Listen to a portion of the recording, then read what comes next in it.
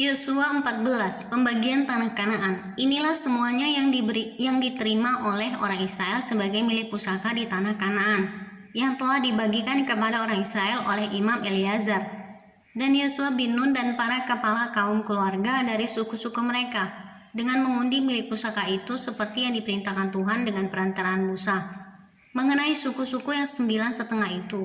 Sebab kepada suku-suku yang 2,5 lagi telah diberikan Musa milik pusaka di seberang sungai Yordan, tetapi kepada orang Lewi tidak diberikannya milik pusaka di tengah-tengah mereka. Sebab Bani Yusuf merupakan 2 suku Manasye dan Efraim. Maka kepada orang Lewi tidak diberikan bagiannya di negeri itu, selain dari kota-kota untuk didiami, dengan tanah penggembalaannya untuk ternak dan hewan mereka.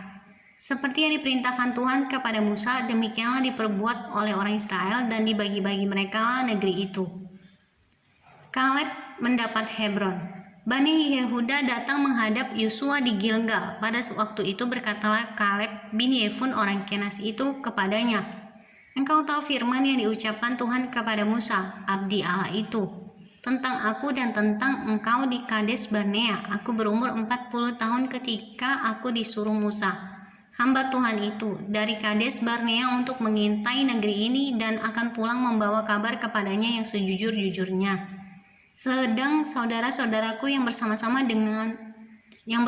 pergi ke sana dengan aku, membuat tawar hati bangsa itu. Aku tetap mengikuti Tuhan Allahku dengan sepenuh hati."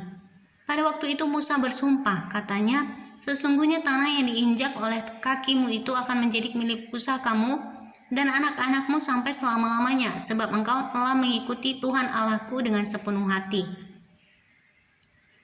Jadi sekarang sesungguhnya Tuhan telah memelihara hidupku seperti yang dijanjikannya.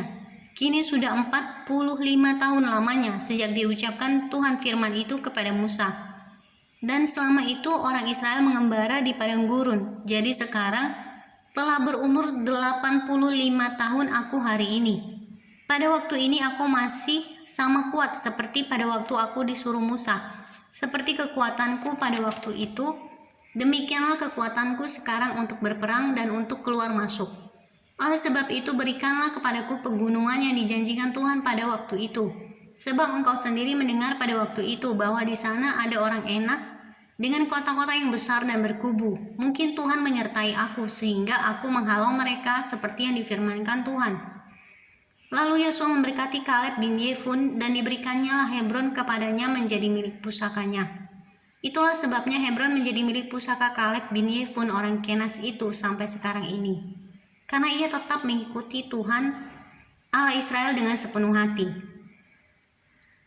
Nama Hebron dahulu ialah Kiryat Arba. Arba ialah orang yang paling besar di antara orang Enak, dan amanlah negeri itu berhenti berperang.